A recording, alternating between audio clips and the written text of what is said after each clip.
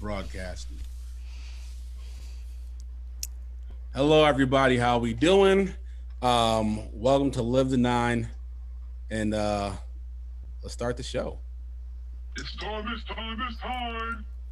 It's time to live the nine. It's time, it's time, it's time. Live the nine.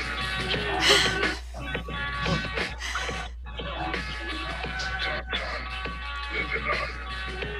Somebody walked in the house. Hey, how we doing, Angel?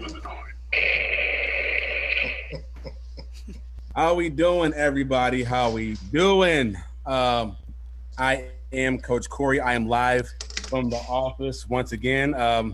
Still having Wi-Fi issues at my house. It sucks, but hey, it is what it is. Today we have, as usual, Natalie. How we doing? Good.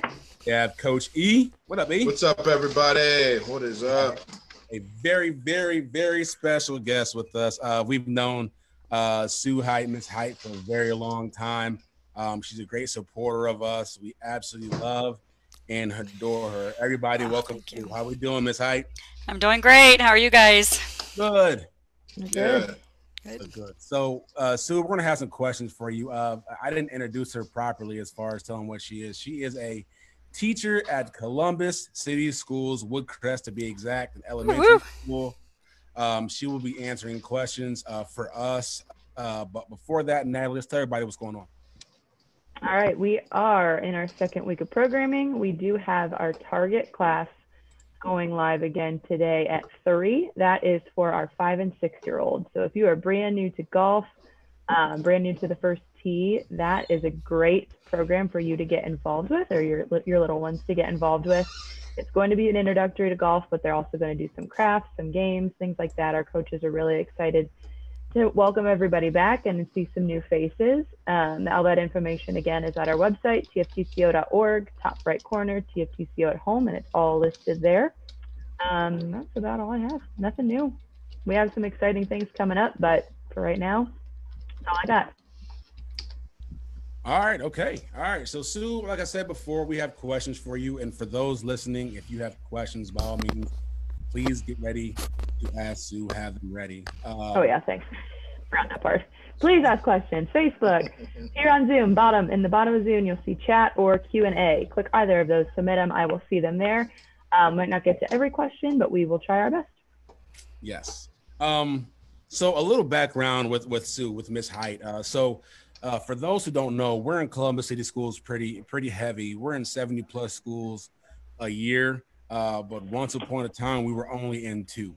When we first came into the Columbus City Schools, we had 2 schools we were a part of. One was Columbus Alternative High School, and the other one was this lady, Miss Hite at Woodcrest. Hey. She was one of the first people to rock with us, let us come in. We have a very good relationship because of that. So a lot of what we do in Columbus City Schools is a direct reflection on Miss Hite and her generosity for letting us come in. So Sue, I tell you all the time, but I want to make sure you truly understand how much we appreciate you letting us rocking with us for the very first time, because you take this everywhere now. It was a great experience. Great experience. Oh, good. I'm glad to hear that. Sometimes I wonder if we're doing a good job. So, okay. All right. So, of course, we have questions for you. So, Miss Hite, let everyone know your teaching, your career path. Like, were you always at Columbus City Schools? Did you start off at a different county? Were you always elementary? Like, how did it come to be? Well, I am a graduate of Columbus City Schools. I did not have a good experience in junior high with physical education, so I decided that someday I'm going to be a physical education teacher. I'm going to have kids learn more than what I was able to learn growing up. It just was not a good experience. So that's where I pursued it. I went to the University of South Carolina with a swimming scholarship and graduated from there, then went to Indiana University for graduate school. And from there, I ended up going over to Jamaica, and I taught for a year at an embassy school. Whoa. And the only equipment we had was cricket and netballs. I did take some softballs with me and mitts, so the kids did learn how to play softball. But it was, oh, they have soccer balls galore. So it was quite a challenge. But came back to United States and ended up in Missouri and started my family there and taught school in Missouri. Then I headed back here to Ohio and got a job with Columbus Public 22 years ago, and I've been in Columbus ever since. And I love the urban school districts, and I'm just really proud to be a graduate from Columbus Public Schools, and I'm very fortunate to be able to teach in the buildings I've taught in. So I've taught elementary most of my career. I did start off in junior high, but my kids being that same age, I decided to switch to elementary. It was a little trying at school and then at home. So, and I love what I do. I just and this program has really helped us to be able to connect with community and helps to give kids opportunities of doing something that they normally would not get a chance to do. Now, Sue, I ain't gonna lie to you. I didn't even know half the stuff you did, half the stuff you just said. I had no idea you taught abroad. Like that's crazy to me. Did It you really, was did you know that? I had no idea. it was a great experience. It was very life changing. It really was. I can only imagine. Yeah. Jeez. So, if any parents or any kids out there are in the same situation as me, which a lot of you are, almost all you are, I feel like um, I am a terrible teacher when it comes to teaching my kids the schoolwork they have right now. I'm actually lightweight trash. I'm having such a hard time. I'm having such a hard time conveying the lessons to my kids halfway because I don't even understand them anymore. The way you do math now, it's mind-boggling. I find Lincoln teaching me more than I'm teaching him. Uh, And that's good. That's okay. That yeah. lets them explain things to you and shows their knowledge and their understanding of what they're doing. So it's really not that bad. Don't look at it that way. So is there anything like I can do? Like is there any tips or tricks to help like bridge that gap? Because what I'm scared of more than anything else is when my kids return under the tutelage of me. Like, will they will they digress? Is it digress? Anyways, No, will they this is a trying experience for all of us. I don't think any of us have experienced this situation. And it scares me as an educator to think that we're turning the reins over to parents and guardians that have not had the education in teaching students. exactly. And I honestly I have three kids of my own. They're all grown, but I know growing up, they didn't want to listen to me at all. And it hurt. It was like, I'm a teacher. What do you mean you're not going to listen to me? But, they value that relationship they have with educators. And Yeah. this has been hard for them too. So I think the biggest advice I can give, I just spent 5 weeks up in Michigan with my grandbabies, and we were my daughter is just amazing with how she organized everything, but everything was a schedule. And I think when you think about school, it forces you to be on disciplined and to be on a schedule and to be consistent. And that's what kids need is that consistency. And it's easy to let them sleep in or let them get on their tablets instead of interacting. But there's got to be a learning time. And does it have to be all day? Of course not. It's not going to be. And they didn't have that at school. They had a chance to go to art, music, phys ed, recess, lunchtime, and interact with other students and that kind of thing. So I think if you set a time aside for learning and stick to that and help them the best that you know how. But you can use so many things. Like I made a few videos and put online for the kids. It was really fun. And it was just like we were up in the bedroom and they had a carpet that had different colored buttons on it.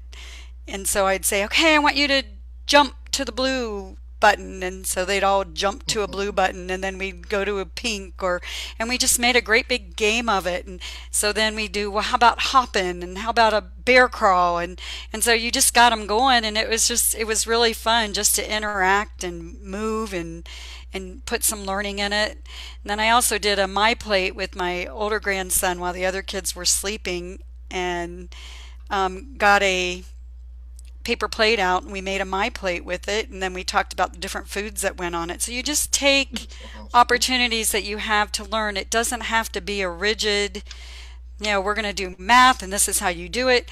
But think about different ways you use math at home and help them to process. Not that you're going to be able to teach them everything that they're doing, and I know it's hard as far as the work that's put out online for the kids, but help them to understand a little bit.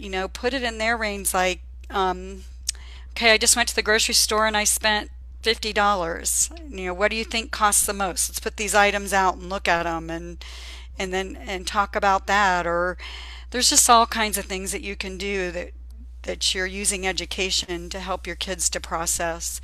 So it doesn't have to be a specific concept that you think that you have to teach them. I think the interaction one on one, the interaction with you as a parent and a child, that you're giving them attention. Because I tell you, this whole thing has made me stop and think about the value of family, value of friends, and how much time do we really take with everybody. And we're so busy with everything else that it's forced us to be in situations we don't feel comfortable in, but it's making us communicate again. And I think digital tools have taken that away from us. Hey, I think you're right, and you're so right that I'm here taking notes. So so what I wrote down is that I'm going to be more consistent with my kids and their schedule, because you're absolutely right. That's something that I'm not doing. It's very sporadic with it when it comes to their learning, and it makes total sense. I mean, at school they have a very strict schedule, so why would I not keep the same kind of dedication to that? And I think that'll help them out in the long run. Yeah. That and be more creative, have them learn through life. Again, the math situation I have to get better at, but helping them learn through life will really be very beneficial. Actually, I think they'll really enjoy that. Yep. Now, Sue, you kind of just answered my follow up to that, which was how do you keep your students from basically checking out, especially now that they know they'll be finishing the school year out at home? Pretty much just answered that. So, my next question for you is, you being one of the very few schools that is year round, just talk a little bit about your experience with that, maybe some pluses, some minuses, and how you feel about that. And if you want to get into how everything that's going on affects being one of the few school year-round schools, you can. But if you just want to talk about your experiences with it, that's perfectly fine as well. No, this has been sort of harder for us because we had 3 weeks off for Easter. I'm still on spring break, so Oh, I start back Monday where everybody else started back last week. We we do intercessions where we take groups of kids and we work with them during that time. So we have been working with kids all during this break online already, okay. and I think it's helped us to know how to work in small groups and how to do blended learning better. I I'm not real sure what's going to happen as far as this summer. I'm hoping we continue to be year-round building, but there is a possibility we won't go back earlier than the other students. I don't know. I guess it depends on the whole Yeah. situation. But in the past, I like it because you get more time off sporadically throughout the year instead of all at once. And it doesn't beat you up as much. You have time to, me, I get to go spend time with my grandbabies, so it's really nice, throughout the year. But I think learning is different. It gives us more opportunities to work with the kids in different ways. I know There was the first year that I taught at Woodcrest, we had um, a time where the kids could pick what they would like to do at two to three, and I decided to do golf with them, and it's happened that it was in January and the weather was really nice, so the kids we got to go outside and learn the Nice. full swing, and I got to implement some things that I was learning through you guys, and it was really fun for the kids. I'll never forget that experience. So, it's given us more opportunities, I think, to work with the kids in different ways. So, are you a proponent for year-round schooling? Do you feel the students retain the information better and are better prepared for that following grade? Would you say? Well, it's really hard to decide if that's what helps or not. I honestly feel that parental involvement is the key to any of our education. I don't care what situation we're in. If you do not have that at home, it's going to be hard to retain what we learn. I think it helps our kids to be on a schedule more. I think it helps them to stay more focused and more engaged in their learning. Does it help their scores? I think we get kids that are lower up to the grade level they need to be at if they're behind. Okay. I think it helps in that way. But like for me, I see the kids once a week, so I see them same as anybody else, and it's hard when you think about the time that you spend on subjects and learning. How does that affect how we retain things? So being off longer in the summer, I think, does hurt a little bit. I think we're all ready to go back earlier than what we have, but I like it because it gives us a different relationship with the kids and the parents. And personally, I don't get as beat up. I get more rest. That's awesome. Yeah, that does make sense. I mean, that's one of the reasons why we changed the way we do middle school and high school, is all because of retention. And it makes sense that the shorter the gaps in between sessions, the more that we're retained. So yeah, Yeah. I get it. So, Sue, what is your favorite sport to teach in PE class? I know all the kids want to play basketball and football and whatnot, but what's your favorite to teach, would you say? You know, I I'm finding more and more I really enjoy fitness, but I love the first tee, and I love the program that the Blue Jackets do with us Oh, because nice. of the structure, Yep. because how you guys have incorporated other learning into the curriculum. And with the first tee, you guys come out to our buildings and you help show us skills, because I am not a golfer, but I pick up the equipment that we use for first tee, the snag golf, and it's amazing what I can do, and it makes you feel good. So I think having those tools and being able to help kids be successful is the key to anything, and they're easy programs to implement, and the kids love them. They really enjoy them, and it gives them opportunities to do something that they normally wouldn't do. So I really like both of those programs, are my favorite. That's awesome. And for those listening, we did not pay her to say that, by the way. That was all her. And Thank you. because that, Oh no, I mean, you guys give us equipment, Blue Jackets gave us equipment. I mean, that is the key. You don't have the equipment to teach.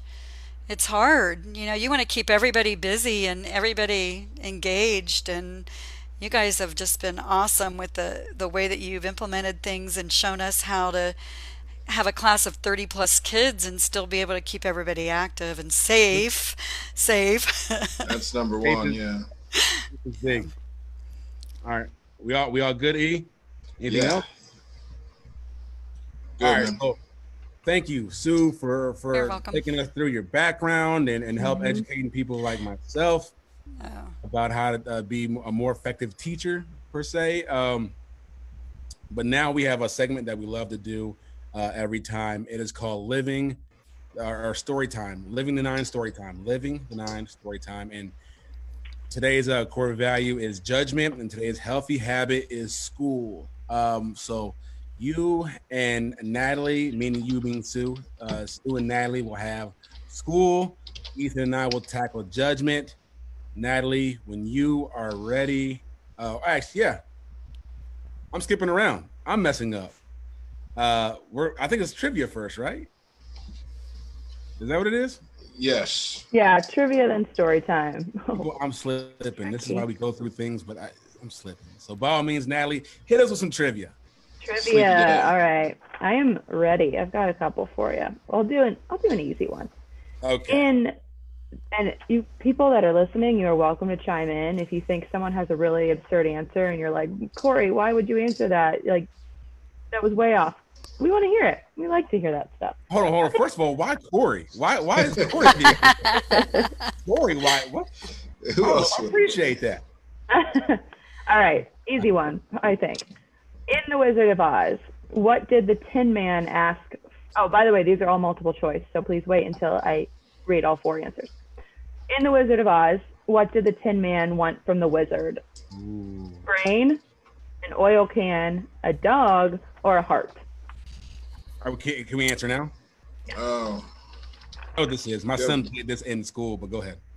Oh. Don't be searching online, Ethan. Oh, we're supposed to answer these online? Okay. I typed mine in so people know. Other people can answer online, but we'll say it online. Yeah. Say it out loud. Okay. Go ahead. What do you think? Heart. See what you have. A heart. It is a heart. That's what I typed. How about we type them in so people know what we put before we say them? So Yeah. you know. I thought you were searching Google for the answer, and I was like, no, that's not how this happens. How this works. That's what the person behind my cool. computer's doing. Gee. Joking. Okay, that was your easy one. Okay. All right. Cool. All right. So we'll type them out now. All right. The 1999 Ryder Cup was played in which American city? Oh. 1999. Hmm? Boston. I'm going to say this wrong. Kiowa Island, Rochester, or right here in Dublin? 1999. 1999. No idea. That's fine. I wouldn't have known that answer either. I'm gonna say Kiowa. I'll say Dublin. All right. Both wrong. It was Boston. Ah. Sorry. All right. We have to give Sue enough time to answer. Oh, That you didn't know. I forgot to write mine in. Oh, you're good. No, she didn't answer. I was like, you're good. Okay. How many time zones are in the world? 24, Goodness. 12, 23, 10. 24, 12, 23, 10. I have no idea. Steven's quick, man. He's I'm gonna say 12. I don't know. I'm just. I'm heading to a blind green, blind pin 10 there. and 12. Oh, incorrect. It's 24. Oh. Steven's right. Yeah. No, Steven's on it. All right. Let's go. Which state is known as the Sunflower State? Florida, Kansas, California, or Maine? Sunflower State. I don't know. Say Maine. That's what I put Not too, Kansas. but I don't know. Kansas seems like it should It be barbecue. is Kansas. Possibly. Dang it. I knew it coming Florida, California, Maine. Maine is too cold, so I'm gonna go with Kansas. Boom. Good job. All right. Let's see. Which Disney princess sings "A Dream Is a Wish Your Heart Makes"? Is it Oh, my Belle, goodness.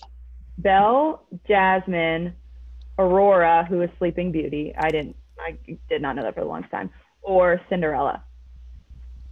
What was it called again? Which Disney princess sings "A Dream Is a Wish Your Heart Makes"? A dream is a Singing it wish. so No. Oh Lord. No idea. That sounds like it's like a Disney song. theme song. Like Disney uses that song pretty regularly. I remember when I was younger, Disney Channel had all their stars sing it. I Like should Raven know. was on there, Miley Cyrus. I It should know is. Corey, you got to Oh, guess? I'm going to go with Aurora. It is Cinderella. that. Really? Mhm. Uh, They all have the hey, hold kind on, of. Steven. Hey, you can a lot of these right, bro. I don't know if I like that. He is. However, he did get the Ryder Cup question wrong, so I know he's Not not looking Googling. up. Hey, man. Hey, I got Integrity, respect that. everybody. Integrity. There you go. Let's get back to a sports one. Okay. This one's going to be tough. I'm making it a little challenging. I just want to know what you guys think. Who was the first, listen, it's a lot. Who was the first athlete to hit both a Major League Baseball home run and and get an NFL touchdown in the same week? I know this answer. Oh, I have four. Ready? Deion Sanders, Bo Jackson, Jim got mine Thorpe, or Gene Conley. Got mine up already. I know two. Well, Deion Sanders, Bo Jackson, Jim Thorpe, Gene Conley. Bo knows, baby. yeah. I think that was on the 30 for 30 on Bo, so I hope I'm remembering correctly. It is not Bo Jackson. He was the second to do it. 80 years before Bo Jackson, Jim What? Thorpe accomplished it. Oh, Oh, Sue, you get that Yeah. right? Oh, you didn't? Okay. Oh, Steven did. Hey, hold on. you know, I Even. thought about bro. him, but Nah, bro. Mm-mm. I didn't know he played baseball too, though. exactly 80 years. He did 1919, I think, and Bo Jackson 99, 89. It was exactly 80 years difference. I'm not Wow. going to try and act like an expert here, but yeah. All right. Let's Learn something every day. Last one here, Nat. Last one. Man, I am trash at this. Do you want a sports one or a random one? Let's go random. All right. How many blue stripes are on the American flag? 6, 7, 13, 0. Pretty sure I know this one too. There's no blue stripes on the American flag. Oh, it's red and white. Stephen, you good job. Oh. You Steven. trickster. Steven, we've embarrassed ourselves. Got Troy it. And I. I I'm know glad how I you feel picked about it. that. Nah, okay. Natalie. On that note, That is funny. Natalie. oh my goodness, people. Good one, good one, good one. Those are good questions, Matt. That's a very good job. Those were, Thank you. all right, so like I was trying to push forward for some reason, now it's Living the Nine story time again. Sue and Natalie, you have school. Ethan and I have judgment. Nat, whenever you are ready, let's get it rolling. All right. I'm going to piggyback off of what I talked about on confidence on Tuesday about how I tried out different things in school without being affected by that peer pressure. I thought it was very important to, yes, focus on your studies, but you should try extracurriculars too. If I didn't have that well-rounded background in high school and middle school and college of doing sports and doing the major that I wanted to major in and being in a sorority, being in student government, all those things helped my academics because it taught me time management. It taught me how to prioritize things, how to keep a schedule, and kind of just see what was important in my life. I knew how to balance things a lot better, and now I do in the real world as well. And education is so key to your life, but I think there's so many factors that feed into that. So don't be afraid to try some extracurriculars, some clubs, some sports. I think it can only benefit you in the long run. Awesome. Yeah. Sue, whenever you are ready. Is this to relate to judgment? Is this the Or importance? which one? Just the importance of school and Mhm. well, I think when you have an interaction with others, it helps you to stay interested in school. And I think that the more things that you do that involves other people, I think the more apt you are to be successful and to do better in your schoolwork. Cool. That's Awesome. important. Perfect. That is. Yeah, Yeah, that's very. school is one of our healthy habits too. Mhm. That's why we're discussing it. It's just like Mhm. friends. We talked about friends and community in school. They all kind of intertwine. So, Mhm. especially at the young age that we our participants are. So it's a vital part to making people well rounded students and participants. So thank you for again being on with us and speaking on that. I'm talking about judgment today, good judgment, making a good decision. I'm not gonna get into some heavy stories of some poor life decisions that I have made. I'm going to keep it light and talk about a good life decision that I made, and that decision was to continue to play golf. When I first learned how to play golf, I was introduced to the game by my grandfather. I remember spring break, I believe sixth grade. We went out to Arizona where he lived, and he had a little golf course at his living community, and took me out and played 9 holes, and I just fell in love with the game. And I was big into baseball at the time. When I came back, I said, you know what? I think I'm going to transfer and just start playing more golf. And it was probably the best decision I've made in my life because golf has done a lot for me. I really don't know where I would be without the game of golf, which has led me to the first tee, which is best job I can imagine ever having. So I would say my decision to continue to play the game of golf. And I tell people this, that people are like, oh, did you start playing with Tiger? I was like, no, I actually started playing before Tiger, but Tiger kept me playing because he made it cool and took away, I guess, the peer pressure, everything of to play something that you really like, no matter if it was not cool or this and that. But he kind of made it cool, so it made it a little easier to continue to play. But I'm definitely glad I kept playing for sure. Well, we're glad you kept playing too, E, because you wouldn't be here with us and with me, man. So Yeah, I'm man, we want to have our fun out on the course, man. you know it. So I have judgment as well, and I want to get a little deeper with it. So judgment is a very deep, a very very deep word because there's so many different lanes for judgment. You know, you have judgment as far as your actions. Do I walk into traffic? You know what I mean? Then then you also have personal judgment. Judging someone's clothes or a book by its cover, as you would say. Um, I just want you to understand and ask yourself a question. Is there always a positive outcome when showing good judgment? Again, is there always a positive outcome when showing good judgment? And the answer is no.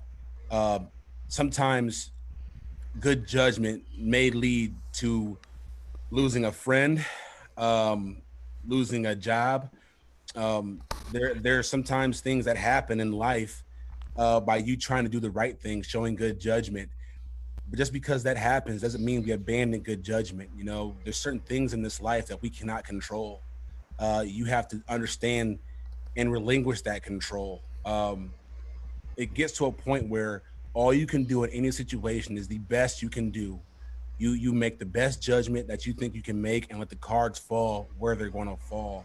I'm a fault of that myself. There's some things that I try so hard to control in my life.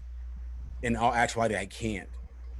All I can do is look at myself and look in the mirror and say, Corey, did you try to do the best thing you possibly could and did the best judgment? And if the answer is yes, I have to be okay with that.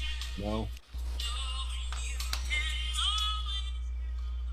There we go. Oh, got teary eyed for a moment, man. Our friends are for. I know what Sorry. that It's all so right. again, people, again, in this life, not all good judgment has a positive outcome, but you cannot abandon good judgment because if you make the very crucial decision to abandon good judgment, the outcomes could be devastating to yourself, to your loved ones, to your community, to your school, to everything. Remember, at all costs, do not abandon good judgment. All right. Nice. I think along with that, if I can just add, Yes, please. um, Absolutely. making a good judgment, you can't be afraid to fail. And that's where it goes along with our schooling too. You Yeah. learn from your failures. So you make a choice or a decision on something and it doesn't turn out the way that it should, then you learn from that and you move on. And that's a life lesson you'll learn for the rest of your life. Yeah, Great very point. very true, very true. So that was Live the Nine story time, and now we have first key court. With a little bit Bum, of a bum, bum, twist, bum. because we have an educator here. I wanted to go more that lane to see what people truly think, and it's going to be more of a debate type fashion. I'm gonna give you a subject, and I'm gonna give you a side, and no matter if you agree with that side, you have to say, you have to argue that point and that side for the subject. Is okay? Sure, let's go. Absolutely awesome. So the very first thing I want to talk about is is video games is video games good for kids? Ethan, you and Natalie are going to judge why it's bad for kids, and Sue, you're going to debate on why it's good for kids. Okay. Okay. I'm excited. Natalie, you prepared for wanna this. I'm excited for this one. you wanna lead us off, Natalie? Sure. Okay. I don't know if these are all exactly my opinions. I'm just going to go with what I think backs up that statement. So That's all you video can do. games are bad for kids Mm-hmm. because they distract from other things in life. They can be a distraction from school. They can be a distraction from their sports or their clubs. Ethan, you got anything? Yes, video games are terrible for children, and here's why. It could, and I'm sure Sue could probably appreciate this. It leads to a sedimentary lifestyle sometimes, which means instead of getting outside and exercising and playing real life games with your friends and socializing, it leads to where you're just sitting in the house, sitting on the couch, eating junk food. Nowadays, you can still socialize if you have your fancy headset and all that, but it still, I think, could lead to a sedimentary lifestyle. Hope I'm saying that word right, not butchering it.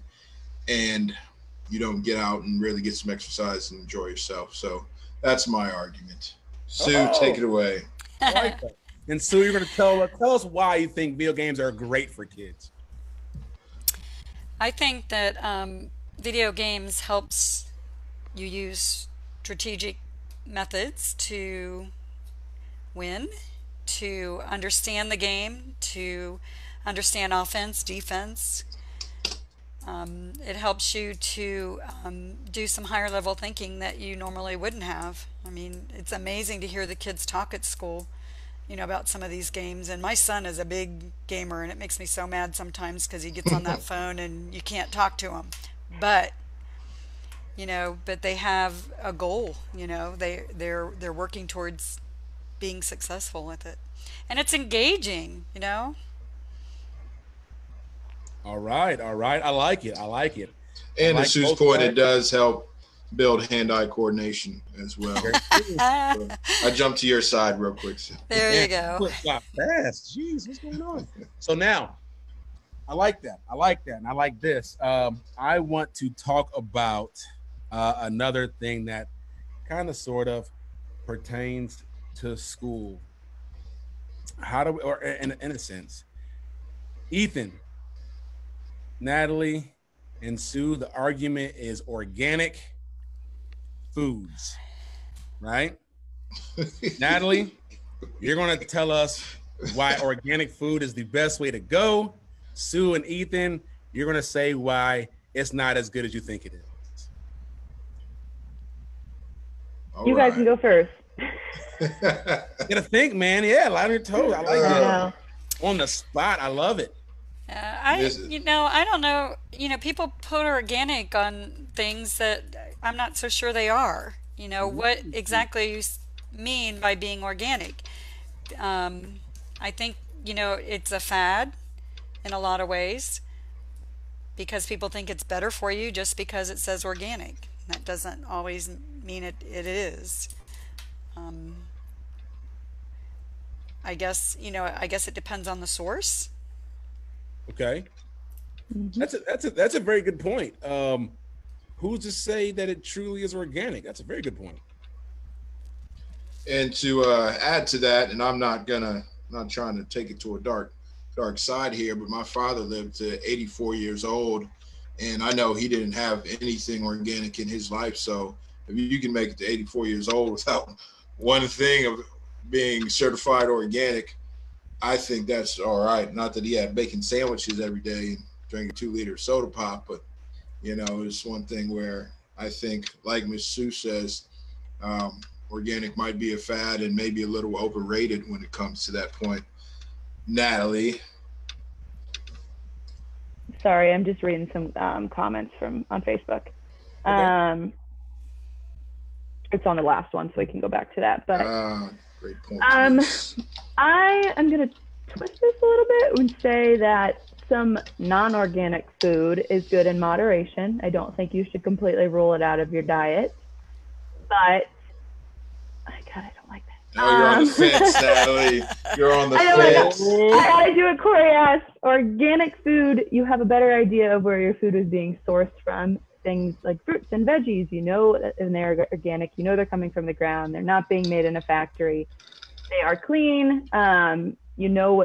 Where the farm might be producing. If you're someone that wants something made in the USA, it could be that. You have a better idea of knowing what specifically you're putting into your body. All right. That's a great point. Yeah, that's a good argument. Yeah, I can see good things from both sides. I like that. All right. My very, very last argument is I do have this is a good comment real quick from Facebook. Mm-hmm. Somebody said the only way to know if it's truly organic is if you grow it yourself.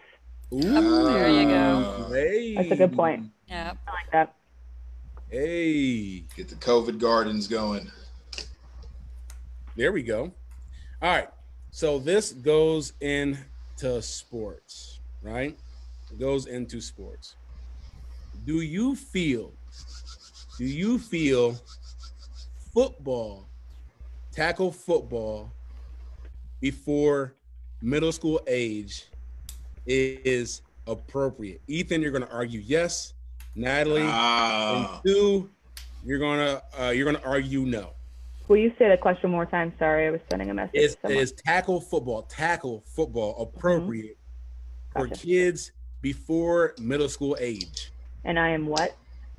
You're against it.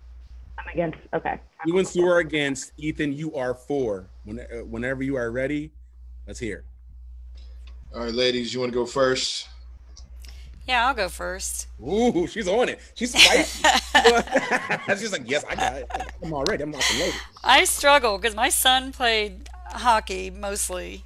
But these testosterone sports where everything's so macho and Drake played football in kindergarten and I refused to take him after I went to his first practice because of how they were doing things and what they were making them do, and I just think we've got to look at the total impact that some of these sports do have on our kids and how it's going to affect them down the road. And we're finding more and more that tackling and getting hit in the head and not wearing the proper helmets are causing a lot of brain injuries. So I would agree with that fact that they should not be playing. I don't even know if they should play in high school, but I know it needs to be done. But it's a tough one. I would not encourage my child to play. Okay. Sending a reminder to our Facebook group, and I'm going to comment here that we are not promoting either side of any of these arguments. Corey's just making us argue. Yep, that's all it is. Where's the debate? So I'm against, you said correct. I think kids, there's not a lot for me to add, but I'll say something because I have to. They're young and still developing, that a lot of times those really hard interactive physical sports may delay that. I am, disclaimer, not a medical professional, and I have not studied anything related to the medical field. Our kids are young, their bones are still growing, there's everything about them is still trying to become a human adult, and they are not there yet. So these contact sports will probably have negative effects on them. Okay. I don't know what else to say. All right. All right. Ethan. Well, I'm It going to really nailed preface it. hit the nail on the head. Yes, this is a very, very hard thing to argue, especially when I'm actually on their side. If I have a son or daughter in the future, I would not let them play tackle or full contact until high school at the earliest. But for the sake of the argument, I would say I think it is plausible or possible for someone under or in middle school or grade school to play full contact if they are taught the proper techniques. And I think the problem in the past is that um, coaches got caught up too much on just winning instead of focusing on the fundamentals and making sure that the players actually learn the proper way to tackle instead of just running to them as fast and as hard as you can. Just Yeah. make sure you tackle properly. If you get knocked over, that's okay. You don't have to be the person that knocks them over and stand over them and flex on them and showboat this and that. That it's okay to just grab them, and if they drag you a couple yards, that's fine too, as long as you get them down and you tackle them the appropriate way. So I do think if everything is taught right and there is an extreme focus on the proper techniques and fundamentals, it is possible, and it can be done to have full contact at a young age. When I was thinking about this question, man, that was the only plausible debate for that I could think of, is that, when you're younger, you're more of a sponge. So if you can teach proper technique young, that way, by the time they get to middle school and high school, they'll have a better chance of being safer with it. So kudos to you, Ethan, for that. But of course, I am on team against. All right. So that was our show for today. We had an absolute blast. Sue, you were a great sport. Thank you so very much. Thanks. I enjoyed it. Thank you so much. Good. Natalie, let everybody know one more time what's going on. Yep, we are just wrapping up our second week of First Tee programming, third week of girls golf.